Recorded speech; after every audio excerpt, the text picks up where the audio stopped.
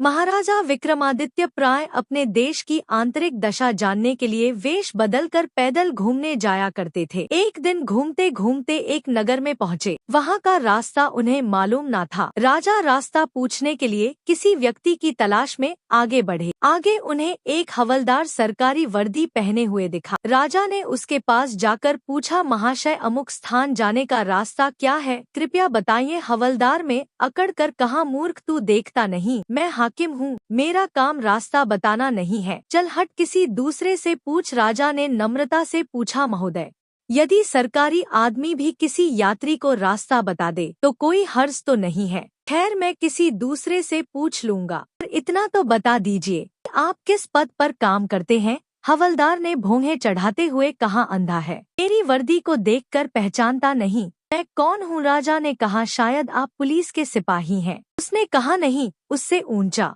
क्या नायक है? नहीं, उससे भी ऊंचा। अच्छा तो आप हवलदार हैं? हवलदार ने कहा, अब तू जान गया कि मैं कौन हूँ, पर यह तो बता इतनी पूछताछ करने का तेरा क्या मतलब और तू कौन है। राजा ने कहा, मैं भी सरकारी आदमी हूँ। सिपाही की ऐंठ कुछ कम हुई, उसने पूछा, क्या तुम नायक हो? राजा ने कहा, नहीं, उससे ऊंचा। तब क्या आप हवलदार हैं? नहीं, उससे भी ऊंचा। तो क्या दरोगा है? उससे भी ऊंचा। हवालदार ने कहा, तो क्या आप कप्तान हैं? राजा ने कहा, नहीं, उससे भी ऊंचा। सूबेदार जी हैं? नहीं, उससे भी ऊंचा। अब तो हवलदार घबराने लगा। उसने पूछा, तब आप मंत्री जी हैं? राजा ने कहा, भाई बस एक सीढ़ी और बाकी रह गई है। सिपाही ने गौर से देखा तो शादी पोशाक में महाराजा विक्रमादित्य सामने खड़े हैं। हवलदार के होश उड़ गए। वह गिड़गिड़ाता हुआ राजा के पांव पर गिर पड़ा और बड़ी दीनता से अपने अपराध की माफी मांगने लगा। राजा ने कहा, माफी मांगने की कोई बात नहीं है, मैं जानता हूँ कि जो जितने नीचे है वह उतने ही अकड़ते हैं। जब तुम बड़े बनोगे तो मेरी तरह तुम भी नम्रता का बर्ताव सीखोगे।